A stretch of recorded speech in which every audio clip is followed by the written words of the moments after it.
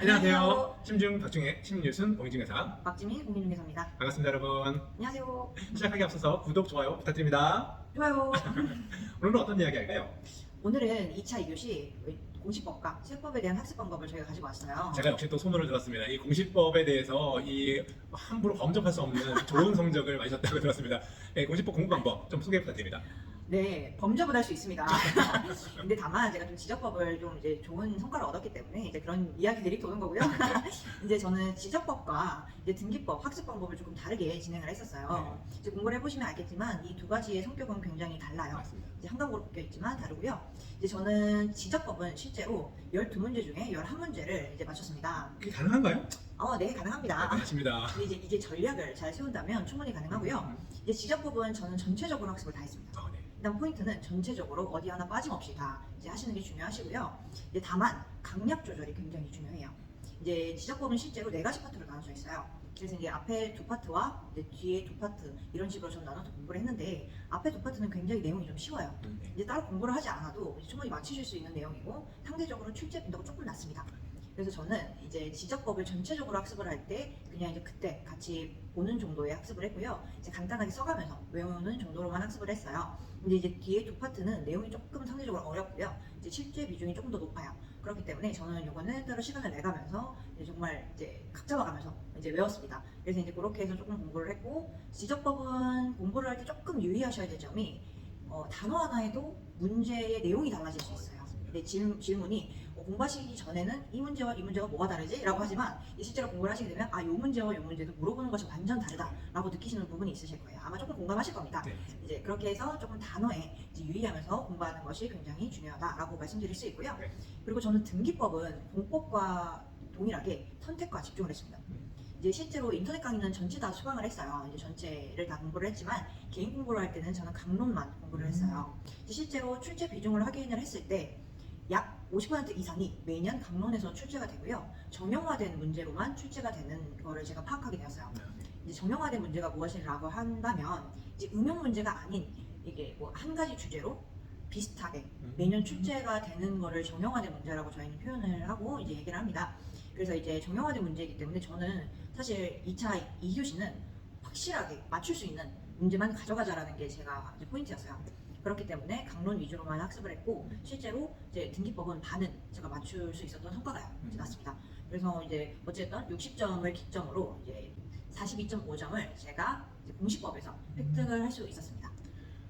그 실제로 그 2차 시험에서 합격하시는 분들 점수대를 좀 봐보면요. 공법에서 점수가 60점이 잘 안 나오기 때문에 중개사법에서 좀 더 고득점을 해서 두 개를 합쳐서 평균 60점 이상을 맞는 것이 목표가 될 것 같고요. 이 공시세법이라는 과목 이 자체적으로 한 과목에서 60점 이상을 맞는 것이 굉장히 시험에서는 중요한 요소인 것 같습니다.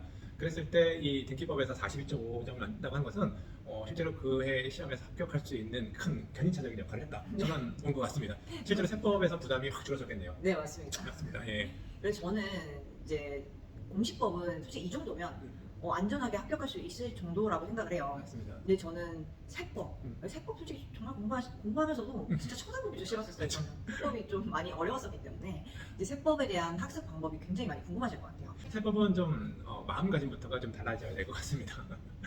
우리가 그 세금은 뭐 태어나서 죽을 때까지 절대 피해갈 수 없다는 얘기를 하는 것 같습니다. 그렇다면 그 맨날 도망 다니고 피해갈 것이 아니라 이참에 제대로 한번 알아보자라는 마음을 좀 가지고서 세법을 공부하시면 어떨까 생각합니다. 우리나라 세법 조세는요, 국세와 지방세로 나온다고 그러죠. 맞습니다. 국세는 총 14가지의 항목이 나오고요. 지방세는 11가지의 세목이 나온다고 합니다. 그러니까 충분히 25개 정도가 나오는데요. 그 중에서 우리가 공인중개사 시험에서는 6개 세목만 다루고 있습니다. 6개. 근데 그것도요, 이제부터 따라가 볼까요? 우리가 세금을 낼 때 취득할 때 내는 세금이 있습니다. 그 다음에 보유할 때 내는 세금이 있고요. 처분을 할 때 내는 세금이 있겠죠. 자, 그러면 취득할 때 내는 세금이 뭡니까? 맞습니다. 취득세와 등록세가 나오죠. 그 다음에 보유할 때는 뭘 냅니까? 재산세를 냅니다. 그래서 취득세, 등록세, 재산세 이 세 가지 항목이 지방세라고 하죠. 지방자치단체에서 걷는 세금입니다. 그럼 국가가 내는 세금도 걷는 세금도 있겠죠. 국세라고 합니다. 이제 보유할 때 나오게 됩니다. 뭐가 나오죠? 종합소득세. 종합부동산세라고 하는 것이 나오고요. 그 다음에 양도, 처분할 때 나오는 세금이 양도소득세가 나옵니다. 이 세 가지는 국세에 해당되는 것이죠. 자, 그럼 우리가 이 취득할 때, 보유할 때, 그 다음에 처분할 때 내는 6가지의 세목에 대해서 봤고요. 그 중에서도요, 우리 시험 과목의 시험에서는요, 취득세, 재산세, 양도소득세라고 하는 3개의 세목이 전체 시험 범위의 약 70% 정도를 차지하고 있다는 것도 여러분들 알 것 같습니다. 그렇다면 여러분들 공부하실 때, 세법을 공부하실 때 이 6개를 다 공부를 하시겠지만 우선 집중적으로 하시는 것은 뭐가 될까요? 맞습니다. 취득세, 재산세, 양도소득세 3가지입니다. 그래서 저는요 공부를 본격적으로 시작했을 때는 이 취재, 양 이 3가지만 공부를 했습니다. 그러면서 취재, 양이 어느 정도 이제 각이 잡히고 나서 나머지 것들을 다 합치는 방법으로 공부를 하다 보니까 한꺼번에 전체를 다뤘을 때보다 훨씬 더 수월하게 공부를 했었던 것 같고요. 더불어서는요 이 공부하실 때 비교해가면서 공부하는 것이 필요하겠다라는 생각이 들었고요. 비교를 하려면요 뭔가 비교하는 장표가 있어야 되고요. 또한 그것을 정리해내는 것들이 좀 얇게 짧게 정리가 되어야지만이 한눈에 보고서 비교할 수 있지 않을까 합니다. 그래서 저는 세법 서브노트를 만들었고요. 한 5페이지 정도에 걸쳐서 세법 6개의 세법 과목을 정리를 해냈습니다. 그것을 여러분들 아까 보여드리려고 가져왔는데요. 이런 겁니다. 좀 빡빡하게 쓰긴 했죠. 예, 1페이지, 2페이지, 셋, 넷, 5페이지 끝났습니다. 이 5페이지에 걸쳐서 정리를 하다 보니까 저희가 나중에 공부할 때는 좀 짧은 시간 내에 사실 여러 번 반복해서 공부하셔야 되잖아요. 그랬을 때 굉장히 큰 도움이 됐었고요. 실제 마지막에 시험장에 가서 2차 1교시 끝나고 2차 2교시 시험 볼 때까지 한 50분 정도 시간 남죠. 그 시간 동안에 공시법, 세법 한 번씩 리뷰해야 되잖아요. 그때 충분히 한 15분, 20분 내에 리뷰가 가능했었던 기억이 납니다. 그러면 실제 이 서브노트 작성을 하실 때 이런 전체 과목이 다 들어가 있나요? 맞습니다. 6개 세목이 다 들어가 있습니다. 그러면 이제 위주로 이렇게 추천해 주신 이제 취재양? 네, 취재양 위주로 네. 이제 한다고 한다면 네. 거의 양이 50% 줄어들어요. 맞습니다. 실제 취재양만 정리했을 때는 한 3페이지 정도에 정리됐었고요. 마지막에 이제 시간이 없다라고 했을 때 취재양만 본다면 더 짧은 시간 내에 비교 정리가 가능할 것 같습니다. 이야 정말 좋은 서브노트예요. 여러분들 꼭 한번 만들어 보시기 추천드립니다. 추천.